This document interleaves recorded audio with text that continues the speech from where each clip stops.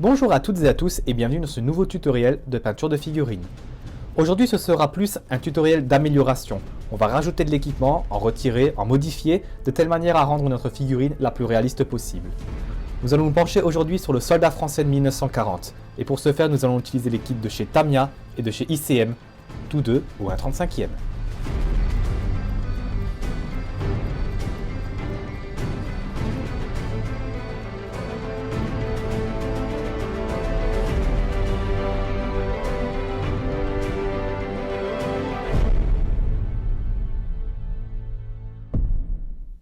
Ouais, je suis de retour avec mes troupes de 1940.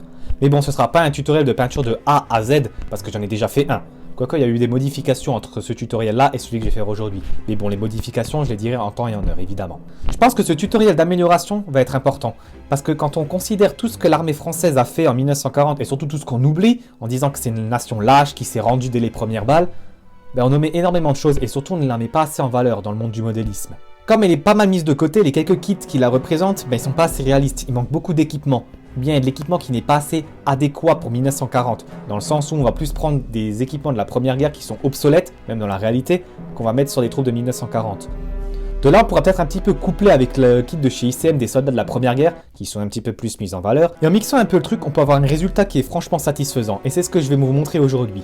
Je vais vous montrer comment j'ai mélangé les kits de chez ICM et les kits de chez Tamiya, de telle manière à faire des soldats français réalistes pour 1940. Aucune idéalisation de la guerre évidemment, surtout dans le contexte actuel, c'est surtout de la reconstitution du devoir de mémoire, et en soi, une passion pour le modélisme. Mais avant de commencer ce tutoriel, on va d'abord faire un rappel historique sur la drôle de guerre, et sur l'offensive de 1940.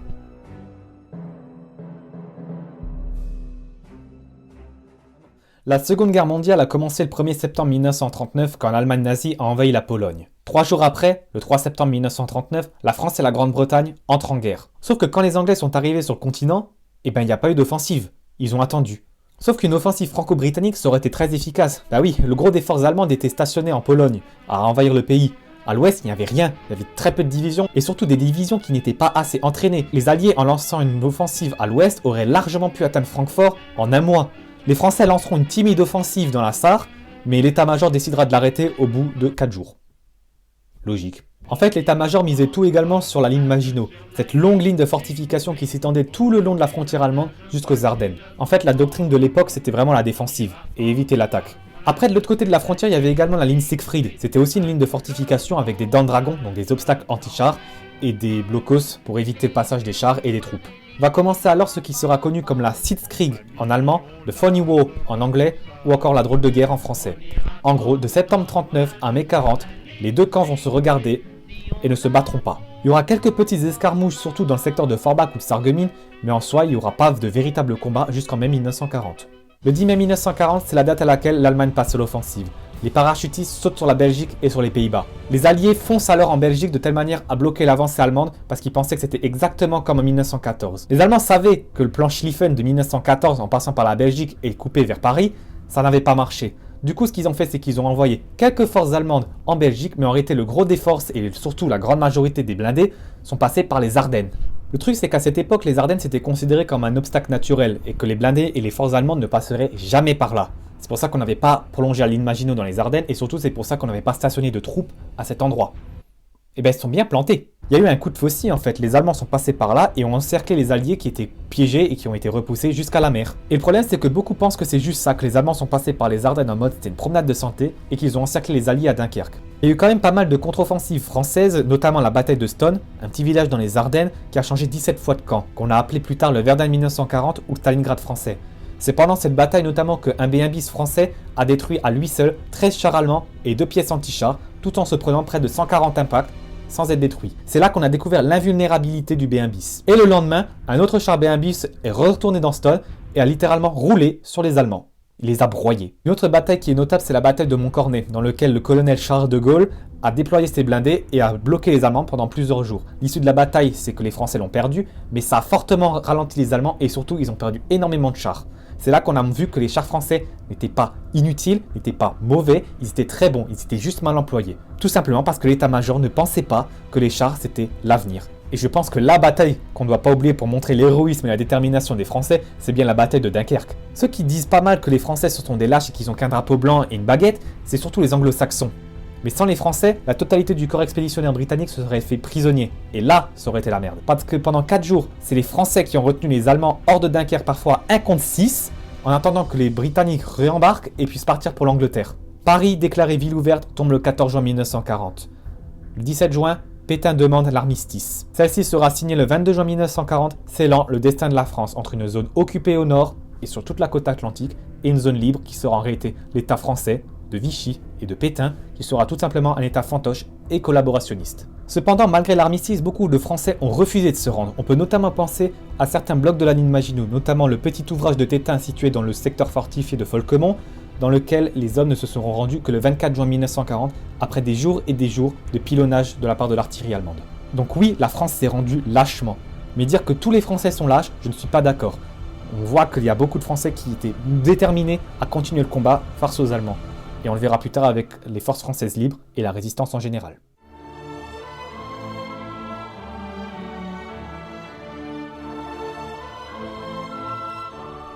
Nous allons donc passer maintenant au tutoriel d'amélioration.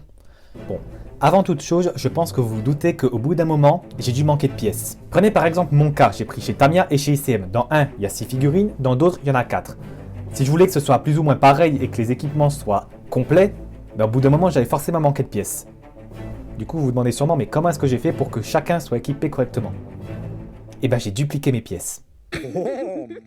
J'ai découvert quelque chose en fait, bon, 60 ans après la moitié de la population, mais ça, c'est une autre histoire. Et cette découverte, elle m'a permis de lancer ce projet en fait, de dupliquer les pièces de telle manière à rendre les soldats plus réalistes. Et j'ai surtout fait ça sur les Français, parce que comme je l'expliquais plus tôt, il manque énormément de sacs, d'équipements, même parfois des armes, pour que ce soit le plus réaliste possible et que ce soit vraiment adéquat à 1940 en fait. Ce que j'ai découvert, c'est le blue stuff. J'ai continué à dire blue stuff parce que si on le traduit en français, c'est le truc bleu et tout bleu. Et pour parler de ça, je pense que c'est un petit peu plus classe de dire blue stuff plutôt que dire le truc bleu. Donc pour ceux qui ne connaîtraient pas le blue stuff, ce sont des petites barres en silicone bleu, logique. Et en fait, quand on les met dans de l'eau bouillante, environ 30 secondes, elles vont se ramollir et à ce moment-là, on va pouvoir reprendre des petits morceaux et les remodeler un petit peu. Et en fait, ça va nous servir de moule. Vous prenez la pièce que vous voulez dupliquer, je sais pas, un sac par exemple, et vous l'enfoncez à peu près de moitié dans le morceau de blue stuff que vous avez récupéré. Ensuite, vous reprenez un autre morceau de blue stuff et vous mettez l'autre face, aussi enfoncé de moitié. Il faut attendre environ 1 minute avant que le moule soit bien figé et qu'il n'y ait pas des problèmes de déchirure ou quoi que ce soit. Ensuite, vous prenez par exemple du mastic ou de la milliput. Bon, c'est du mastic en soi, ça coûte 8 balles sur Amazon. Et vous remplissez vos moules, jusqu'à la moitié à peu près. Et ensuite, vous recouvrez les moules entre eux. Mais personnellement, je vous conseille de mettre les 2 moules séparés et attendre que ça sèche. Ils disent 3 à 4 heures, mais moi je conseille vraiment 5 bonnes heures. Une fois que le truc est bien sec, vous démoulez votre pièce et vous coupez avec une lame de modéliste ou un simple cutter les excédents qu'il y a autour. Et vous regardez si les 2 pièces sont assez correctes et vous les collez ensemble. Avec de la super glue par exemple, ça passe largement. Personnellement, moi je vous conseille, si c'est des petites pièces comme par exemple des cartouchières, de regarder si c'est pas trop épais. Parce que si c'est trop épais, ce sera pas réaliste et donc en soi votre truc ne servira à rien. De là, vous coupez un petit peu, mais vraiment tout doucement, les excédents. Pas trop non plus, parce que sinon vous risquez de casser votre pièce et la partie qui est, on va dire, modelée. Et vous risquez de vous couper accessoirement. Et une fois que le résultat vous plaît, eh bien, vous prenez de la super glue, vous collez les 2 parties ensemble. Et après, ça devient comme une pièce normale. Ce sera juste un petit peu plus fragile parce que c'est du mastic, c'est pas du plastique, c'est beaucoup plus léger, donc beaucoup plus fragile. Mais après, ça peut être peint, ça peut être collé, sans aucun souci. Quand j'ai découvert le blue stuff, mais j'étais comme un dingue. Franchement, je me suis dit, waouh, ça va être génial, je vais pouvoir dupliquer toutes mes pièces, ça va être excellent. Et au moins, ça va aussi faire des économies, parce que si vous cumulez le blue stuff et la milliput, ça vous fait quoi? 14 balles max, je dirais. Surtout, je me suis dit, ouais, j'ai pas acheté de nouveau un kit pour utiliser 2 pièces et le reste, je le mets de côté. Ça va être génial, ça va me faire gagner du temps, etc., etc. En ce qui concerne les sacs, il n'y a aucun souci, ça marche super bien. Maintenant, le problème, c'est que les armes, par contre, je pensais que là, ça allait être vraiment le grand changement et que j'allais pouvoir dupliquer toutes les armes que je veux. Par exemple, les Lebel ou les Berthier, enfin surtout les armes françaises qui sont difficiles à trouver. Mais ça n'a pas vraiment marché. Comme dit, j'ai commencé avec ce projet sur les Français de 1940. Du coup, je me suis focalisé sur tout ce qui est équipement français. Et entre autres, les armes. Alors du coup, j'ai essayé de dupliquer un MAS 36 et un Châtellerault. Le MAS 36, ça n'a pas du tout marché parce que le moule a tout de suite cassé. Je pense que j'ai pas assez dû attendre ou bien que j'ai du mal faire le mélange, mais bon, tant pis. Mais du coup, le Châtellerault, j'ai réussi à le démouler. Mais franchement, le résultat était vraiment pas satisfaisant. Ça c'est con. En fait, il était beaucoup trop gros à mon goût, on voyait pas les lignes de délimitation, il y avait un manque de réalisme, enfin, on voyait vraiment les détails que j'avais réussi à reproduire, mais je sais pas, il y avait un manque de réalisme sur ce Châtellerault-là, par rapport à la pièce originale en fait. Après, je ne dis pas qu'il est impossible de dupliquer des armes avec le Blue Stuff et la Milliput, je n'ai pas dit ça, je pense que j'ai probablement pas la technique exacte pour le refaire, mais bon, c'est pas grave, je suis quand même ultra content, je suis vraiment ultra euphorique de pouvoir dupliquer au moins les sacs et d'avoir pu faire ce réalisme beaucoup plus important sur les soldats français de 1940. Je fais pas une fixette sur l'armée française de 1940, évidemment. J'aimerais juste quand même dire que malheureusement, elle n'est pas assez représentée, que ce soit dans le monde du modélisme ou même au cinéma. Parce que la plupart du temps, dans Dunkerque par exemple, elle est vraiment pas mise en valeur, on les voit 5 minutes grand maximum, on met plus les Anglais en avant. Et sinon, un autre film où on voit l'armée française de 1940, c'est la 7ème compagnie quoi. J'ai glissé, chef. Bien, nous allons commencer notre tutoriel d'amélioration. Pour ceux qui sont intéressés, les deux kits principaux sont le kit de chez Tamiya, donc l'infanterie française de 1940, et l'infanterie de chez ICM, l'infanterie de 1916 avec les masques à gaz. Pourquoi j'ai choisi celle-ci et pas la régulière? Tout simplement parce qu'il y a un des soldats, celui-ci, qui tient le fusil avec les deux mains, ce qu'on n'a pas dans l'autre. Après, il faut savoir que j'ai également réussi à me dégoter le kit de chez Dragon de Sedan 1940, comme peut témoigner ce soldat. Mais honnêtement, si vous voulez faire du dragon, franchement, accrochez-vous parce que il y a certaines pièces qui sont vraiment pas ouf, faut être honnête. Mais il y en a d'autres qui vont être très utiles si vous voulez vraiment améliorer vos soldats et les rendre les plus réalistes possibles pour 1940 et on va dire les plus modernes par la même occasion. Enfin, il y a encore un autre kit que j'ai utilisé, c'est le kit de chez Heller. Là, ça, j'utilise vraiment pour une pièce et pour la carabine Berthier. Mais bon, honnêtement, bonne chance pour vous trouver ce kit parce que c'est un vieux kit et il est quasiment introuvable de nos jours. Comme dit, je ne vais pas faire un tutoriel de A à Z, je vais juste faire un très rapide rappel pour gagner un petit peu de temps. La peau, c'est XF15 de chez Tamiya, couleur chair. La capote, les bandes moltières et tout le reste, tout ce qui est en rapport avec l'uniforme, c'est Mat 86 de chez Revell. Les bretelles, la sangle de la gourde, les cartouchières ainsi que les brodequins, ce sera XF64 de chez Tamiya. Donc brun foncé. La jugulaire du casque également. Il y a également la grenouillère de la baïonnette qu'on ne voit pas beaucoup ici, mais il faut bien penser à également la peindre en XF64 et le dessous, donc le reste du fourreau, ce sera en XF1, couleur noire. La petite modification par rapport au précédent tutoriel, c'est quand même les sangles et la couleur des sacs. Ici, la musette modèle 1872 et la NP31.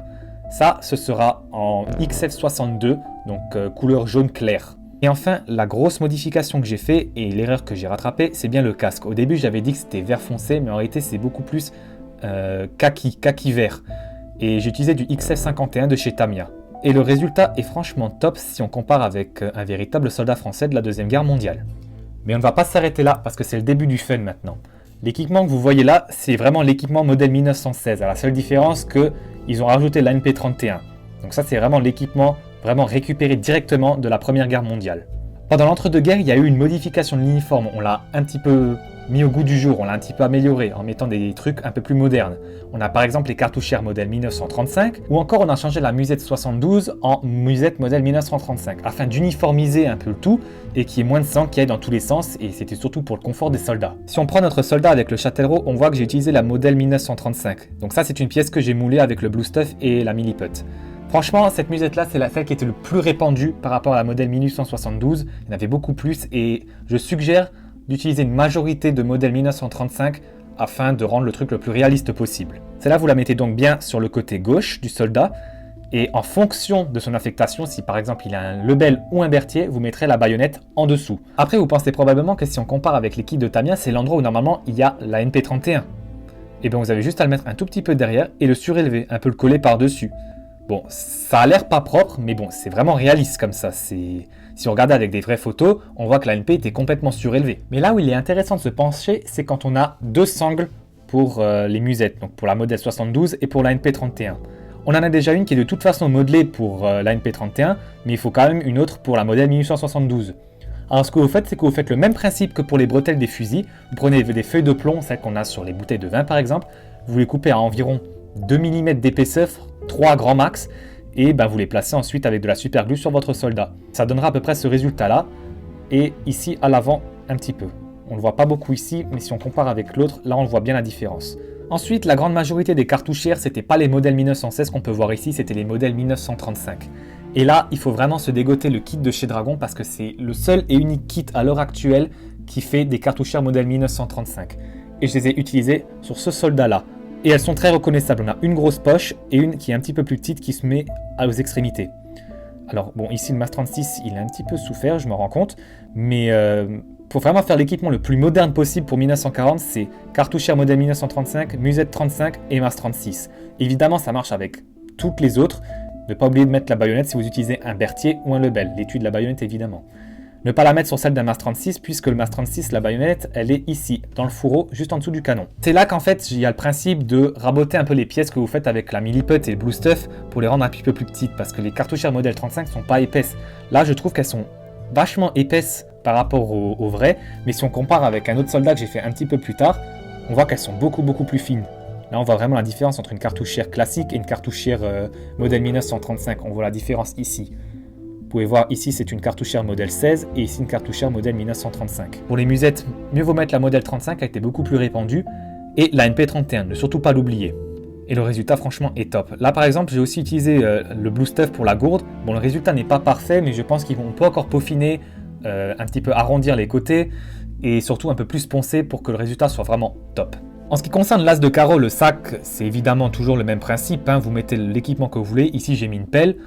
Et le petit pot au milieu, ça rajoute toujours un petit truc. Pour la sangle qu'on voit dessus, c'est le même principe que les sangles que j'ai mis pour les brelages ou pour les bretelles de fusil. C'est toujours la feuille de plomb coupée en très petit et à la bonne taille, collée avec de la superglue. Enfin, passons à une des parties les plus intéressantes, c'est évidemment l'armement des soldats. Le fusil le plus répandu de la campagne de France, c'était évidemment le Berthier modèle 1916. Le Berthier, c'était celui qui était censé remplacer le Lebel à l'époque pendant la Première Guerre mondiale. Il n'avait pas assez, mais pendant la Deuxième Guerre, là, c'était vraiment le fusil le plus répandu. La couleur des fusils, peu importe lesquels, ce sera XF64 sur la totalité de l'arme, sur toutes les parties en bois. Et ensuite, ce sera XF56 pour les parties métalliques, évidemment. Tout soldat équipé avec le Berthier aura également la baïonnette ici. Mais le fusil Berthier, c'était pas le seul qu'il y avait. Il y avait également la carabine Berthier. Vous allez me dire, c'est exactement la même chose. Ah oui, évidemment. Mais elle est beaucoup plus courte parce que c'est le principe d'une carabine. Sur aucun kit, il n'existe la carabine Berthier, à part sur le kit de chez LR. Mais comme j'ai dit, c'est extrêmement compliqué de la trouver. Mais quand vous avez le kit de chez ICM, vous pouvez tout simplement couper un fusil Berthier et le faire en carabine, vu que c'est de toute façon la même arme, elle est juste plus courte. Ce qu'il faut faire, franchement, c'est s'inspirer d'une photo de la carabine Berthier et d'un fusil, tout simplement. Vous le coupez à peu près au niveau du canon, et après vous coupez un tout petit peu au niveau de la mire métallique, et vous collez ça avec de la superglue.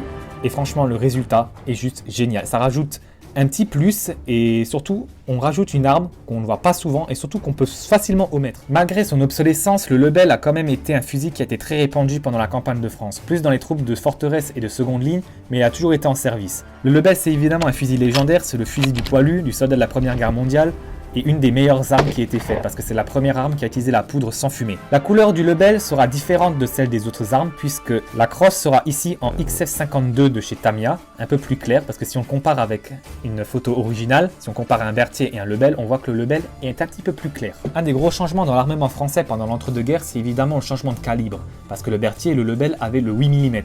Mais cette cartouche et ce calibre a surtout atteint son apogée quand on a décidé de créer des fusils mitrailleurs, notamment le Chauchat. Il a cette réputation merdique tout simplement parce que le 8 mm n'était pas adapté au tir en rafale.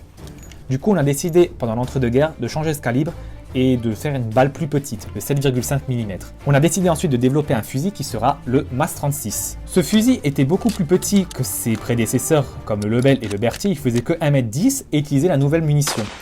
Bon, il n'y en avait pas énormément pendant la campagne de France parce que la production a commencé beaucoup trop tard et il n'y en avait pas assez au moment de l'offensive de mai 40. C'est pour ça que je préfère varier avec le Lebel et le Berthier et surtout mettre plus de Berthier pour que ce soit un petit peu plus réaliste. Le fusil mitrailleur principal de l'armée française c'était évidemment le Châtellerault ou le FM 2429. Le Châtellerault lui utilisait également la munition de 7,5. Ici j'ai utilisé le soldat avec le Chauchat de chez ICM mais en modifiant un petit peu les bras et en changeant un petit peu la posture, le Châtellerault passe largement. La crosse sera en XF64 mais le corps de l'arme sera en XF1 en noir. Certes c'est métallique, mais utiliser du gunmetal sur un Châtellerault si on compare à un original, c'est pas réaliste. Le Châtellerault a toujours une apparence assez noire. Certains sous-officiers avaient une arme qui est très rare, et c'est la MAS 38. Il n'y en avait pratiquement pas lors de la campagne de France de 1940. Mais bon, c'était pas impossible d'en trouver. Du coup, j'ai utilisé celle-là pour le capitaine. La MAS 38, ici, elle est peinte en gunmetal, donc XF56, et en XF52 pour les parties en bois. Celle-ci, ça provient d'un kit de chez Blitzkit. C'est normalement celle d'un conducteur. Il avait la main dessus normalement, mais j'ai réussi un petit peu à travailler, à enlever la main, un petit peu à poncer, à rajouter des détails. Et ça donne ce petit résultat-là qui est franchement sympathique. Ça rajoute toujours une petite pièce en plus assez intéressante. Ouais, mais non, moi je suis quand même pas d'accord. L'armée française, ça reste une armée de merde qui n'avait pas d'avion, pas de chars, pas d'équipement et surtout qui ne valait rien face aux chars allemands. Il n'y avait pas d'équipement en 1940, il n'y avait pas de chars, il n'y avait pas d'avion. Ok. Vous êtes sûr ?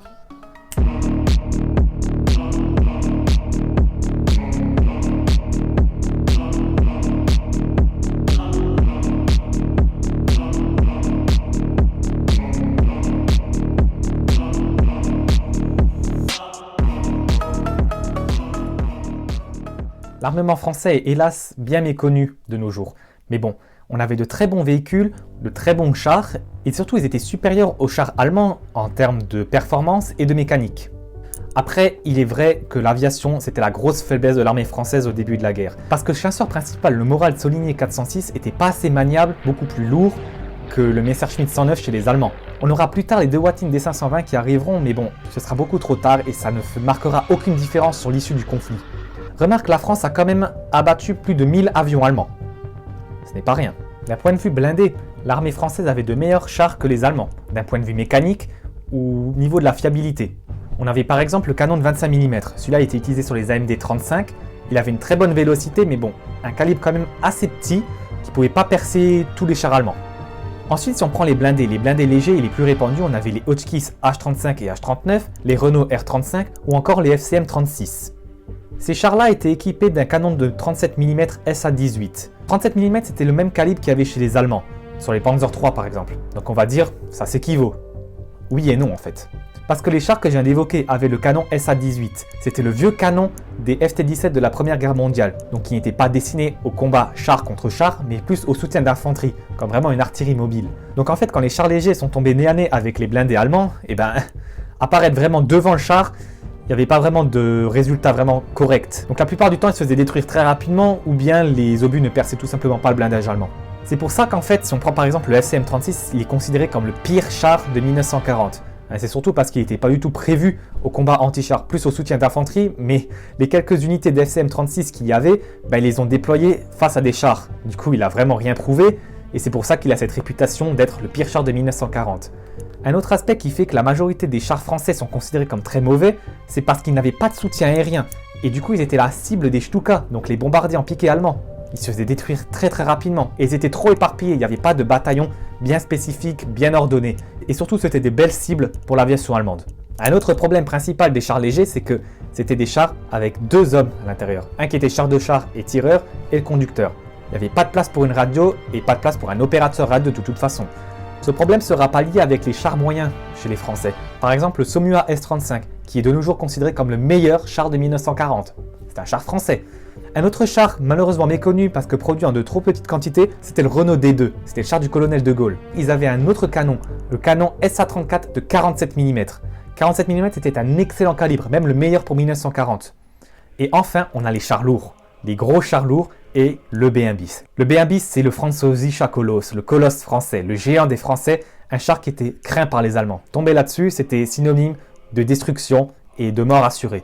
Parce qu'il était également équipé du 47 mm, mais il avait également un obusier en caisse. Le seul problème, c'est que pour l'utiliser, c'était assez compliqué parce que pour viser, il fallait bouger tout le char et encore, pour la visée verticale, c'était assez brouillon. Il n'y avait que le 88 mm qui pouvait vraiment le pénétrer.